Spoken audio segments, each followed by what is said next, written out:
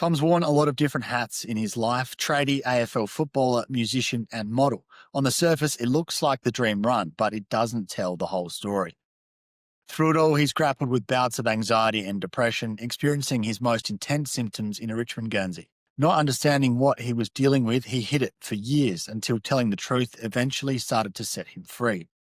Now his footy days are behind him. Tom's on the tools by day, juggling work with his passion for making music and sharing his story as an Are You OK ambassador, showing true strength comes from being honest, not from pretending to be invincible. This is Tom Derickx. Welcome to Young Blood, the volunteer video podcast dedicated to young men's mental health. I'm your host, Cal McPherson, and this is a platform for young men and their loved ones to share lived experience stories and show that no matter what you're going through, you're not alone. Suicide is the number one killer of young people, and changing that starts with speaking up. So let's do it. This show touches on some tough topics that may provoke strong emotions. If you find anything in this chat distressing, please do whatever you need to do to look after yourself. Tom, was AFL always your dream growing up? It wasn't always my dream. I think growing up in a small country town seems like it's such a foreign dream, and everything's sort of scanned better in the country, I think. But, I was grateful to play football for my school, and then I was grateful to play football for Margaret River, where I grew up. Even the chance to move to Perth to play on the Waffle was like a fun thing. So it was like every step towards the AFL. It was almost like relative in terms of the dream sense. So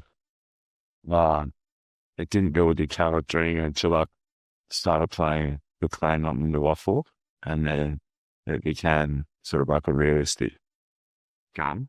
But I guess like about it was just something when I was a kid, it would be to play the Ages. So how old were you when that started to look like it could be a reality? 21. Because I had a really bad injury when I was 18 and I broke my teeth in my leg. I missed 2 years. Just because of a sort of neck injury, and when I was growing at that age, it had to sort of heal in a different manner. Threw me off onto a different path. I did an apprenticeship, and the dream of AFL just became sort of like almost it's gone, and then became like, what do I do now? Sort of like after an apprenticeship, and then I think one can went to another route, and like getting better on them, the potential to move to Perth because my brother moved out there and was playing for Claremont, and then it took a while to gain that confidence in not only my leg, but mentally to believe that I could do it. And then, so around 20, I got drafted at 22, I think, so, which was mature aged, I call that. Definitely a lot mature. So how did it happen that you actually got drafted? Because most kids are getting drafted 17, 18, and like you said, you'd be thinking that you missed the boat. So did you get invited to it? Like, how does it work once you're older than 18? Yeah, good question. I'd say it's a similar path. You get a few letters from clubs, and there's scouts there, and it sort of word gets around that there's people looking at you, and I was a ruckman, so there's sort of it's this sort of idea or which suits me that when mature later as footballers, I could see it against Gilbert. And looking back now, I was hopeless in that. I just had a really good pre-season and started putting some muscle in my second year and just had a really good season. Just got confidence out of that. Next then, I was catching up with clubs and got invited to the draft, and it just all started that went from there. And then it's almost like I just knew I was going to get drafted. And then I could just tell just because of the meetings I was having, they were saying, I'm going to pick you up with this pick and things like that. Which made me play even better. I think it just grew in confidence and grew stature, and I just sort of felt like I didn't belong at that level anymore. And did you have anxiety the whole way through your footy career, or did that start in the AFL? No, I think I've had it since I was a kid. Because at the time I was so naive to what anxiety really is. And now that I know that I work on it personally and with other people, I can see it happens in my childhood and in growing up and hoping back into sort of teenager and, through the draft period, through my move to Melbourne, there was definitely anxiety to it.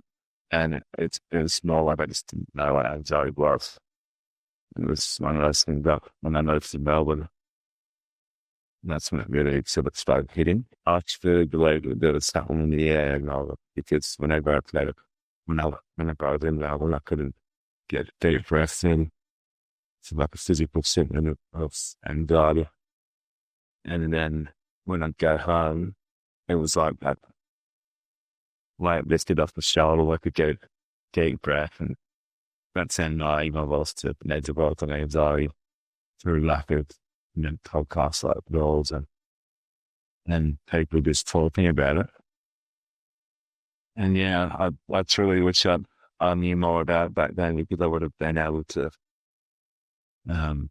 combat things and work through stuff and probably become a better footballer in the early days. Was that to do with Melbourne obviously being a big city, but being the biggest stage for football as well? Was it like you couldn't get any air, any space between football and the rest of your life there?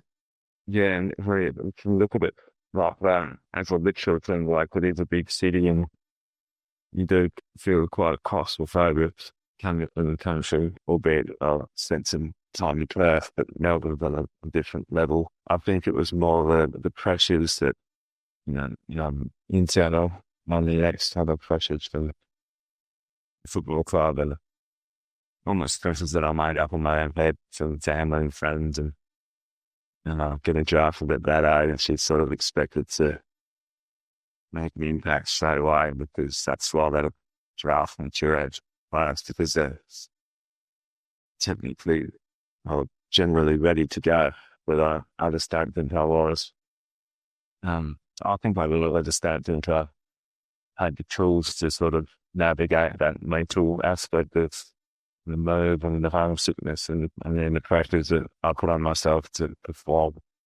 I think that mistakes anxiety on it. Anxiety for me is quite a physical thing. And I'm sure I'll speak about that. I do a lot of sort of somatic work, breathwork stuff that sort of takes me and my head into my body. And these tools that, I'm talking about now, that a lot of talking, I'm thinking, take a little debate to give, but it was like this, as that 22-year-old me. And then, the club has psychologists and things, but it's almost like I didn't know about it either. So, and that's something like I'm there, it's this sort of society push in terms of people talking about it and then learning more about it. Tell me about your physical experience of anxiety. It ranges. And I hope I've suffered, still suffering from social anxiety at times, which can be like sweating, face sweats and things like that. I've done a lot of work in that space, so can struggle with getting a deep breath in, as I mentioned before, sort of getting the spikes a bit like to eat coffee, sort of simple stuff. I just know things that know my boundaries and know what else to sort of manage it. And I think it's an ongoing thing, but I feel like I'm on top of it. What did you use to feel out on the footy field? It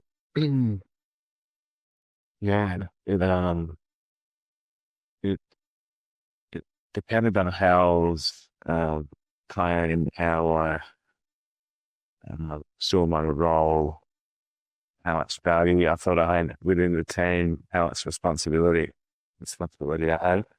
I think at Richmond it was sort of my opportunity to hand through injury of other players. Whereas at the Swans, I felt like I'd really earned my spot. And then once I got in the team, I had some injuries around me, but ticket part and things like that. I felt like I was the only man for the job. And I was really confident on the field for that period. I could almost sort of relax out there, like I was playing in the backyard again. But yeah, early days at Richmond, it was panic stations out there. I can remember that's the game after. So that's what you were feeling internally, but from the outside looking in, watching you play, we wouldn't have had any idea that you were experiencing anxiety like that. Thank you. A couple of games I've made some errors that, I laugh about now. They were pretty tough at the time. I was losing a few games and dropping some marks, but that was purely just the pressures that the coaches put on us. And, it was also quite wet football, so I don't blame that. What do you think's the difference between players being hard on themselves, as of course you are if you're playing at that level, you're trying to keep your spot in the team or get a spot in the team and you're making mistakes and all of Australia is watching. What's the difference between that and like having anxiety like you had, do you think? Because I'm sure all players are pretty hard on themselves, and if they fuck something up, they're like, they don't feel good about it. But that's a different kettle of fish to having continuous anxiety. Yeah, it is. And I've spoken to a lot of ex-teammates about this, and some of them with anxiety off the field. It was sort of like their escape being out on the field.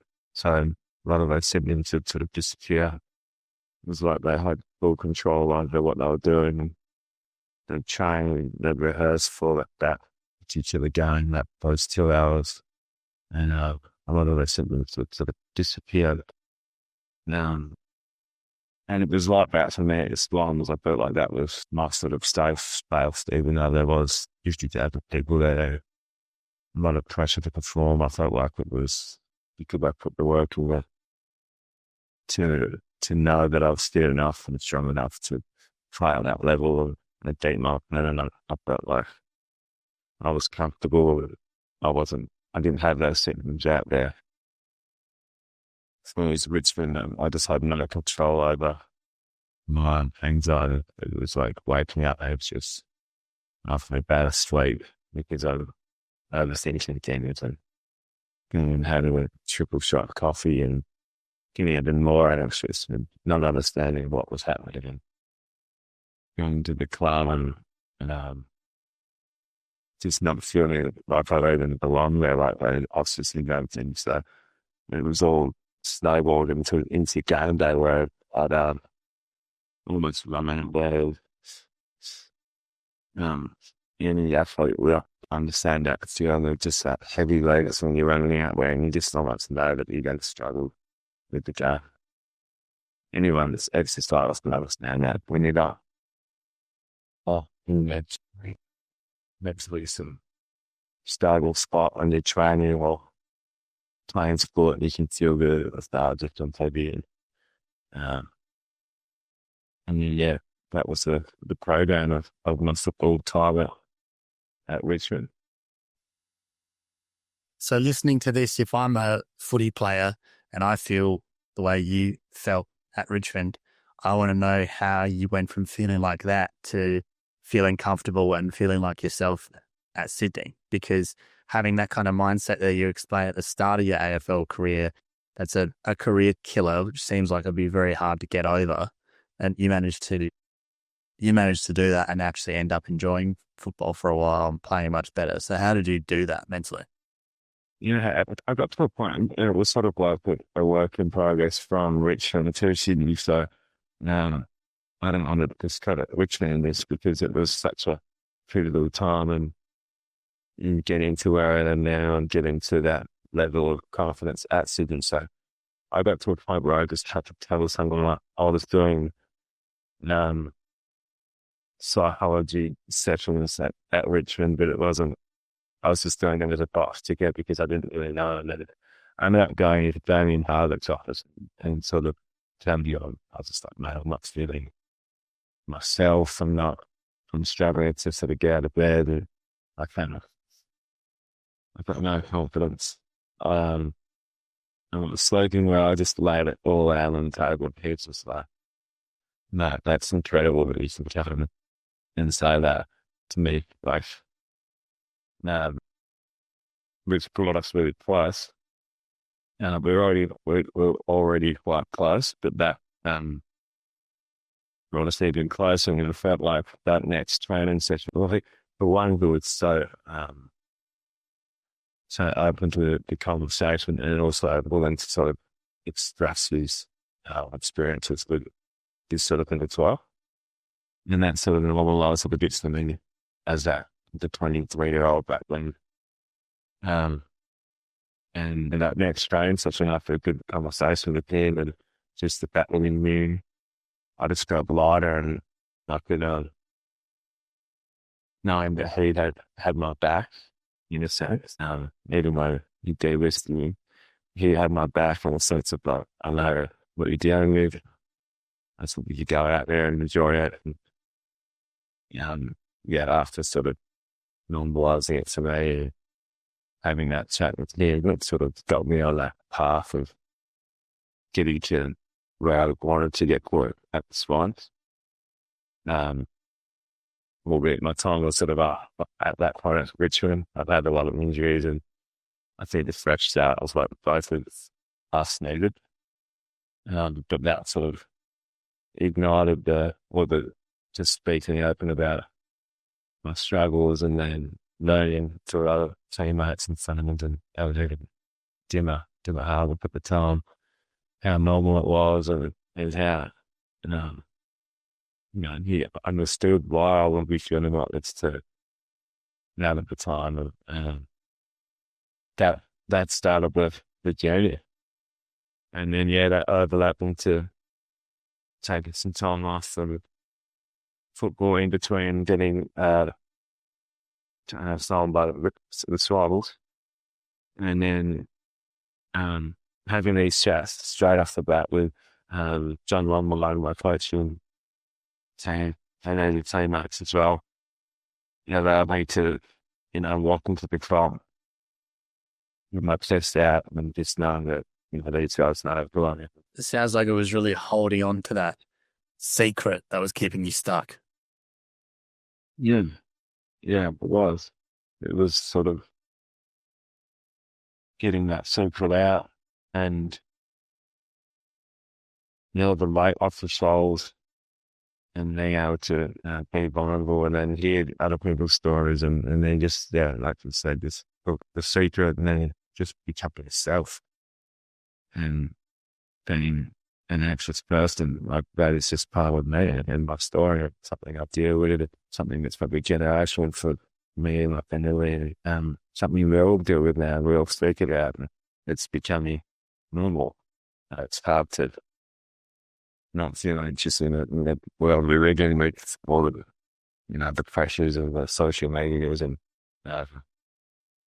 just some things going on out there that you have no control over. So, I think, like I said, that juggling the secret, just living with true values and with true soul.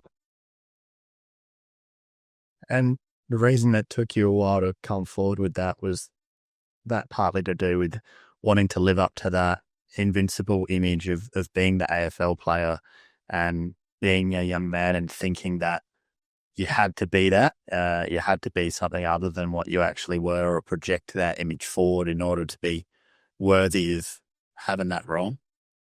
Yeah, absolutely. You think at that time, I think that you have to be mentally stable to be getting kind of that last to be playing football. You have to be tough, and you can be both. Like I look at like Darius Smith down, the things he talks about, it's really admirable because he is still out there being that tough footballer.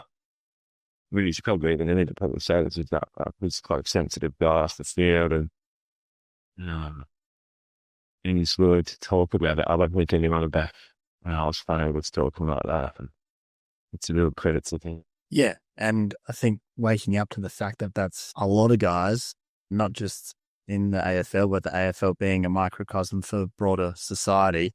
There's a whole lot of men and women, but we're particularly talking about men who are going about their lives feeling like that and feeling their own pressure to live up to their own idea of whatever the image is of the man they need to be. And before having the realization similar to you had, thinking that I can't be that man if I have any chinks in my armor or show anyone that actually what they're seeing on the surface isn't the full story.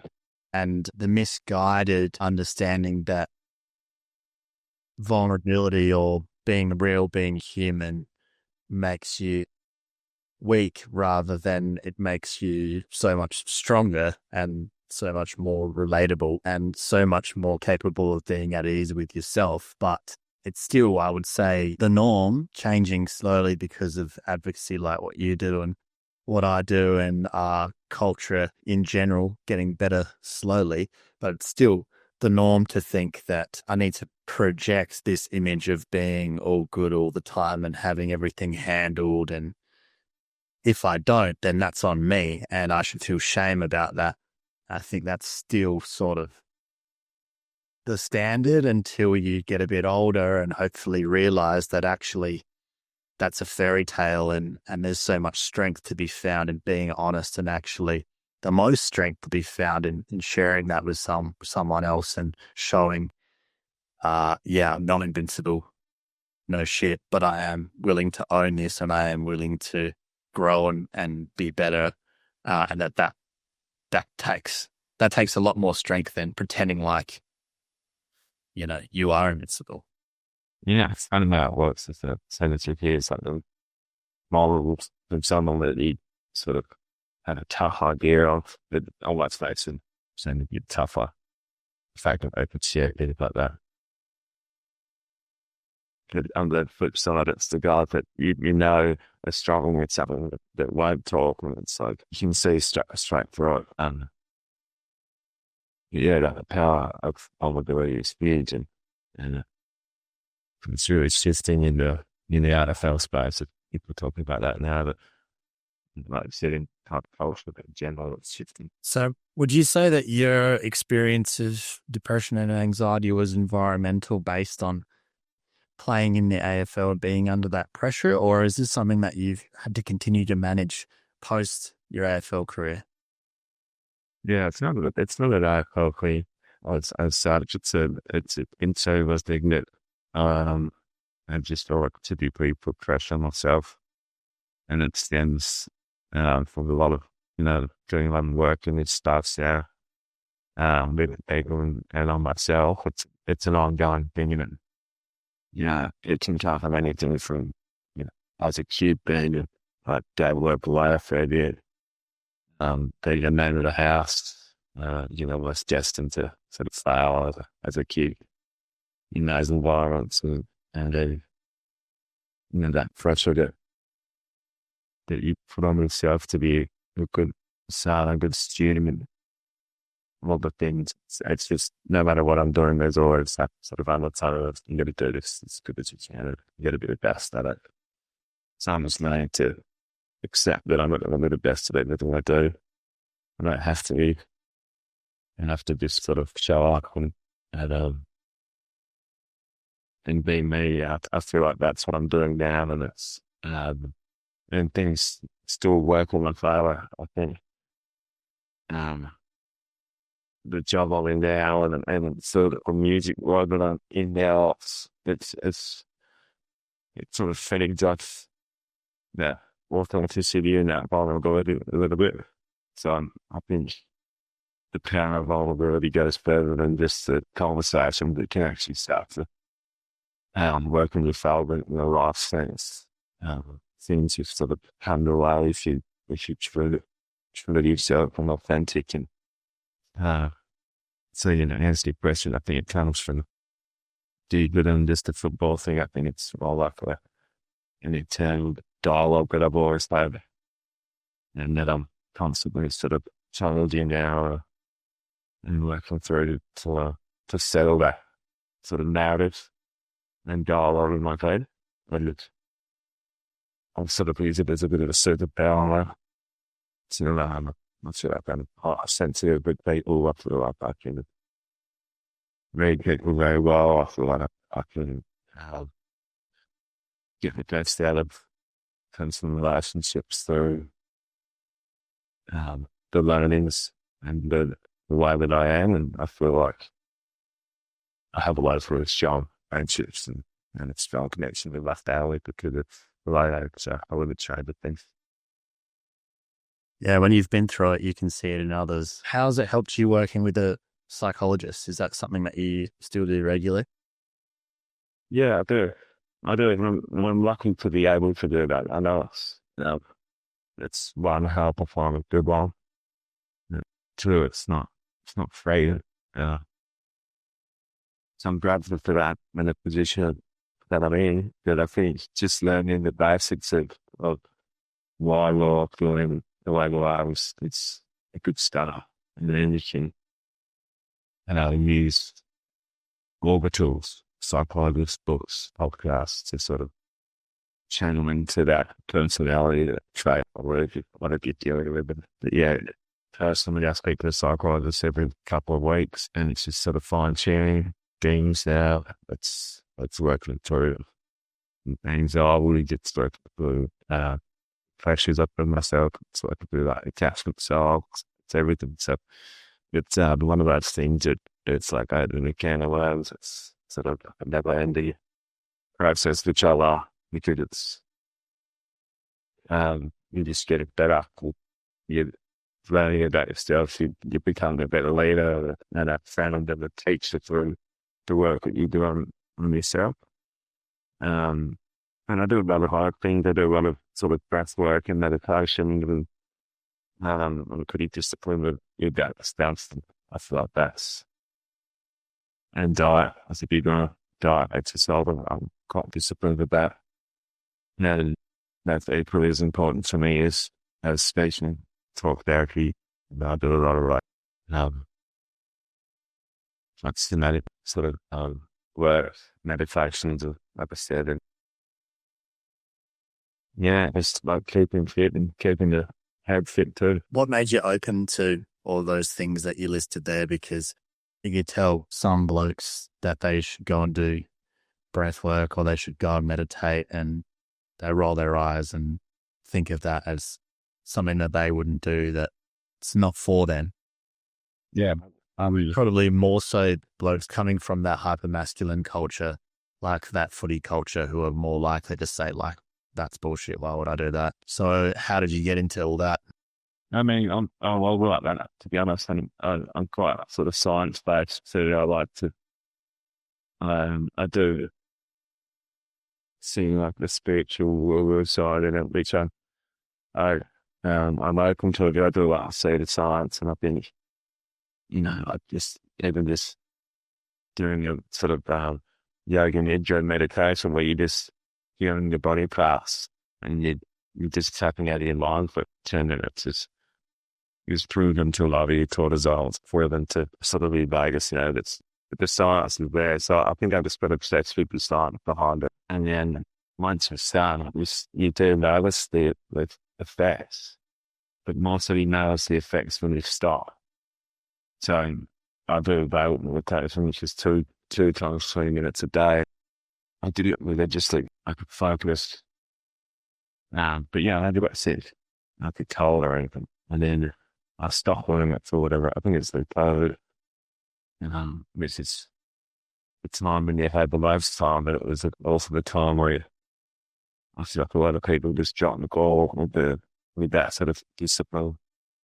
And then they might have, and then I picked it up recently again. You really notice the effects of when you drop the ball. Not so much notice the effects of when you're going up, but you just feel like you're ready to sort of tackle the day. And I do it a lot in the afternoon works. Instead of having a nap, you can sort of meditate and then refocus, and it works. And I'm like a lot of those tough guys that I just like the science behind it, and I read up a lot of it, and it can seem a little bit woo woo, but it's further, and I think that should be it there too. Cool. Yeah, I just wanted to cover that because I'm thinking about what the listener might be thinking when they hear that. It is something that people often say that works for them, but I think that is a bit of a knee-jerk reaction of, oh, well, that's just woo-woo stuff that people have gone over the hill on. But like you said, a lot of it is evidence-backed. And even if it's not particularly evidence-backed, if you do something and it works for you, then it's valid, I think. Yeah. I mean, there's great books on breath work, breath work, there's a lot of studies around sort of meditation, even how you go into a 10 times deepest restful state of sleep. It's when your immune system kicks in, there's a lot of science behind that. So it's like, I feel like if you're arguing with the science, then you just, you got my aid. And I mean, it's not for everyone as well. It's great for me. Yeah, that's important to say what works for you. You live a very public-facing life, especially for someone with social anxiety. You know, AFL footy player, you're an artist, you're an ambassador, you're a model. So, you know, you couldn't get too much more in the in the limelight than that. Are you just a sucker for punishment, or? Oh my God. Yeah, I don't know. It's sort of, I feel like this life is never really intended for me. It's which makes me feel grateful. I feel like growing up where I did, it was sort of one thing just led to another. It wasn't like, and I didn't even know that this sort of lifestyle existed. But I'm still quite creative, thingy and lesbian, but I got back home and I still feel like a younger boy from the country. I'm still a tradie. That's my parts of build. I'm on a building site most days. And then I'll, have the morning off to chat to blokes like you, which I love. And then I'll go back to the building site and I'll do a few hours and fat some team. And then I'll fly down to Melbourne for David Jennings function or something. So it is quite a unique life. I can't lie on Clay Belden. Stress me out sometimes, juggling so many things, but I feel like I also like putting myself in situations that sort of challenge me and being in the public eye sometimes was not what I want to be doing with stuff like this. I feel like it's quite beneficial. I wish I could listen to someone like you or myself back.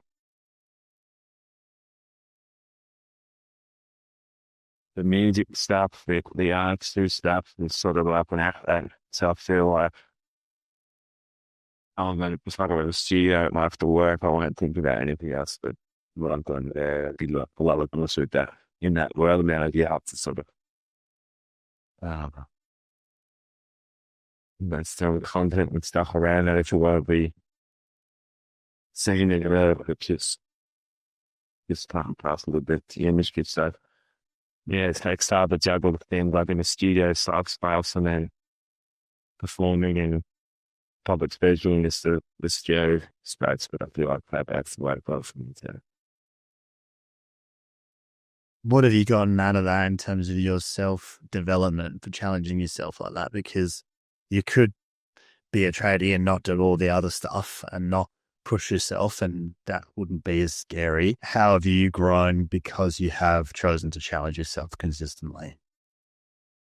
Yeah, I think it's like a ripple effect that it sort of resonates back to the building site. Like I do a lot of project major things and site supervision. So there's like a leadership role where I can sort of translate this back into really understanding the other work with and any time off. And I feel like our building site's a lot different to a typical building site because of, the stuff that they do here. I think they're a lot safer along on the level of the stuff. I never feel like stuff in literally It's a safe space to talk about your feelings. There's no much of sort of lingo around here. It's a bit a lot pushed to it. A lot of brothers would strengthen, and I think, yeah, it would be easy to sort of step away from this world. But I do get a lot of joy out of it. I do see the power in these conversations, and I see the power of a lot of the music I write, makes a lot of this love that I can't really find words for in a way, or don't want to talk about. So, all the crazy things, all the busy parts, just sort of fill the voids. I think, the man I am with, and eventually I'd like to just sort of roll off into the horse or something, I can just spend time with family and friends, but I feel like this is part of my story, yeah. It sounds like you're right where you're meant to be. How's that received on the work site when you're talking to younger guys about their mental health, or like, how have you gone about creating an environment in which people are comfortable to do that? Yeah, it's a work in progress, as you know now. I just we've got like group chats going, we'll send messages out, just remind them people that, and then like, should that Tom off, it should be that, it's difficult, show spot a yapping morning and we get it. And, some people won't even respond to the message. Some people, shy like on conversations, and I'm not, we don't push through conversations, we just sort of set the standard, I guess, ourselves. When I say ourselves, it's me and one of my good mates, actually. Him and I would just have nice open conversations on the site, but that you wouldn't hear anywhere on any other doing site. That's just sort of leading by example, and then, I think it works when these young kids sort of come up and say they need a bit of time off for personal reasons, whatever. And you can see a little shift. But it is the work in progress up to the building or construction industry sort of behind the AFL world, in a sense. There's half of them are listening to Joe Rogan podcasts. And then self-help stuff from Harford. I still listen to, and try and know you. Yeah, they're two of the hardest nuts to crack, the AFL and construction. And I think you're right. They're not necessarily going to listen to whatever podcast or whatever public speaker generally, but I think people will listen to their boss. And so leading by example is the right way to go about it, and showing the people under you that you're a human being too, and you struggle with this and that, and you're brave enough to talk about it and they can as well. And you need that sort of industry-wide ripple effect approach from the top down, and everyone's got to take responsibility for doing that. So I think you're doing an honourable thing and a good thing for your colleagues too, because it just makes the whole environment function better. And then ultimately, I think the industry should get on board with that, because it's going to be better for people's bottom line as well, because you're going to have people who actually can stay the course and look after themselves and keep showing up to work and be happier at work, which will be better for everyone. So with your music, do you always write about what you experience and what you actually believe? Like in your latest song, Put the Work In, and at the end you say, I'm better off alone. Do you believe that, or perhaps do you believe it at a certain point in time and you write what you're feeling at the time? I think that song was written in the sort of format of a love song, but it was actually about the struggle of having switching medications and self-medication and sort of alcohol abuse and things like that. And the very better off alone is about being away from that. So that living life without statistics. It wasn't a literal thing if I'm better on my own. It was more just if I have a big person about. It was more like, I can do this myself. I don't need, have 5 years before I go and talk to a group of people or self-medicate. It just and the anxiety things to doing it. I can do this, and that just takes practice. But I mean, I think the Today show that we're talking about was the first time I've done any of that without taking a Valium or something before it. I'm like, wow, that was fun, And even if I was a bit like stuttery or whatever, like, that's not the point. It doesn't matter how you work. It's what you're doing there, which is talking about how you play down and ways to sort of communicate and ask the question. So that was a sort of light bulb moment. It was almost like I'm doing this work and I'm concerned about how I sound and look. It's like, it's not the point. And yeah, it wasn't as easy as just like, it's just dropping all that medication stuff. That was it. But yeah, it was the whole work and that was the process. But the process got me to this point of being better off without it. So did you get to a point where almost something about gargle heavy stuff there or no, but I'm just finished this now and new body at work and it's all just like airy fairy sort of love songs, which is what the world made, I think. After this, it's my wings never complained. Yeah, well, they can't all be heavy. So with the prescription drugs, obviously that prescription, was there a period there where you were abusing them? Yeah. Well, I wasn't talking like the doctor recommended, so it was more like I was using them in heavier doses before things that would make me nervous.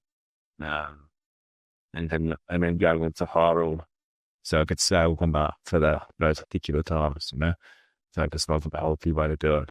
And then a lot of it was sort of alcohol, which sort of is like basically the side of and the anxiety medication is not strong enough. So yeah, I was definitely abusing those things. What's your relationship now with prescription drugs and alcohol? They're not a part of my life anymore. I mean, so alcohol is the prescription does that. I made a promise to my ex that I would, do that again, and then we did the works, and then and better off now. I'll drink it, but I don't drink for that reason. Like if I'm nervous, I just ask myself once, like nervous, and if I'm doing a performance or speech or whatnot, I'll just I mean the best known speech or cancel a novel cup of beers or champagne and some floor, but well, it's just it's sort of performance, I guess. But no, I don't use it for those reasons anymore. Do you have a temptation sometimes to do that when you're feeling anxious?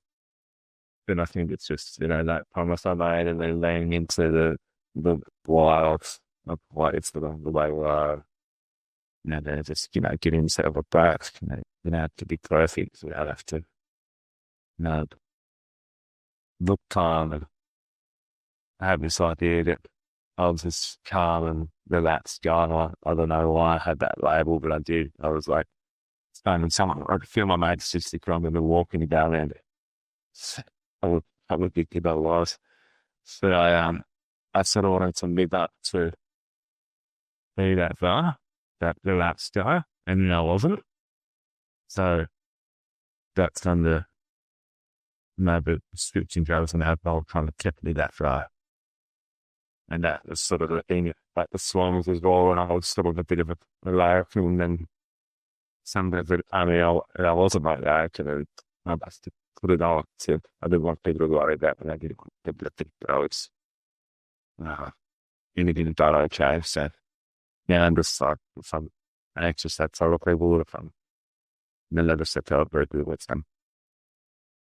Provides nothing up it. No, Paul.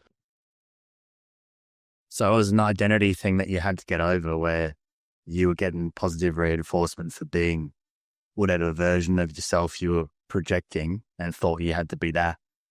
Well, really, to be the coolest version of yourself, you should just be your actual self.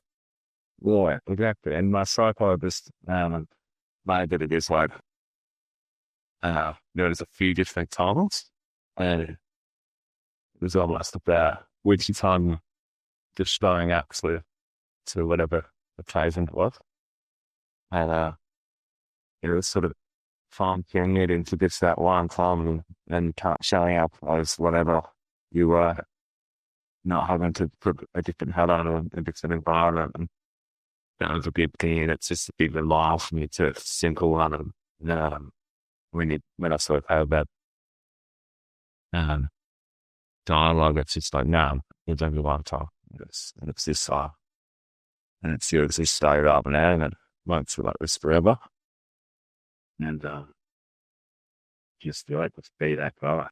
And how's the real Tom being received by the people in your life ever since you started making this a big part of your story and laying it all out there? Yeah, I think it's pretty good. Yeah, at this age, it's sort of, you don't mind sort of trimming the fat, so to speak. It's soaked with roots and things anyway, so it's like you don't really, I think people that stuff around are the people that I put more energy into, not that anyone sort of bad in me for being that time. I think it's works wonders for me, to be honest, being authentic, nothing bad after what I got. Yeah, like I'm here and you worry about what could think of you, but you just accept that is what it is. That'll lead you to where you need to be. You know, it's putting in a fake facade, it's just not going to be a whole big battle. And then it has opened a lot of doors for me, doors that I thought wouldn't open. Yeah, so in a nutshell, I could send them say pretty well. I think we're still parts of, on the building side, family stuff, whatever, family things that might really understand, like it's a generational thing, and I get that. We're so privileged to have these tools and be able to speak about it and have a different sort of viewpoint and understanding on this stuff. Like where you and I say where you think it's such a tough thing that there's still that generation of people that probably wouldn't have done. But from what I can see and from what I care about, like people-wise, I think it's in your set. What makes you optimistic for our generation and those to come after in relation particularly to mental health and suicide prevention and things getting better? Because we talk and hear all the time about doom and gloom and all the things to be afraid of and how it's getting worse and how we're more disconnected. What gives you cause for optimism from what you see from people in your life? Yeah, I mean, there's optimism, but it's all sort of relative to like things that I don't know, we have to deal with now, social media and foreign affairs and things that we have no control over, and the sort of short attention spans is sort of no bothers on that through technology and things, but sort of we're going to have our own new challenges, like the change and losing jobs and things that we've still got to work through. So I think I'm optimistic, but it's going to be, there's any challenges that I would say not based on thoughts. But that's saying it's a good level, and I'm optimistic. I agree with that. And I think lead by example if you can. And that doesn't mean pretending like you're all good no matter what happens. It sort of means the opposite of being strong enough to be honest when things are tough and to try to see the signs in other people and have regard for them and actually take the time to check on people. And then importantly, take the time to check on yourself, and especially someone like you who has all these things going on and has that history, and now is very good at seeing it in others to not stretch yourself too thin, and make sure that you keep doing all those things that you mentioned to keep your health where it needs to be to live the life that you want to live. And for all of us to just be looking after ourselves so that we can hopefully be leaders within our own friendship groups and our own families, and not be perfect all the time, but be able to be comfortable with not being perfect and still feel like strong, capable men. Tom, it's been very good to chat to you, mate. And you're a man who's come a long way from a stereotypical footy mindset, perhaps, or at least image, to a very diverse man doing a whole lot of different things and having a very strong, positive impact on lots of people. And you seem to be living exactly the sort of life that you should be living, and look like a happy man to me, which I think is a pretty good outcome. So thanks for all the work that you do and the effort you continue to put in. I know you've been an advocate for Are You OK for quite a few years now, and continuing to push this story, even though it's not the easiest thing to do at times. So respect to you for keeping it up. Straight back at you. We really respect what we do. And yeah, thanks out here talking about this all the time. And that's exactly what we do. So we take on a lot of sort of energies of other people and then to be able to deal with that is a real pleasure to you. So thanks for having me. Thanks, mate. That's it for this episode. If you like what we're all about, support us by following Youngblood Men's Mental Health on Instagram and Youngblood Mental Health on TikTok. Every podcast episode is recorded in professional quality video, and they're all up on our Youngblood Men's Mental Health YouTube channel. So please show some love and subscribe. You can find everything there is to know about the podcast at youngbloodmensmentalhealth.com. And most importantly, please share these stories with anyone in your life who needs to know they're not alone. We're all in this together. Catch you next time.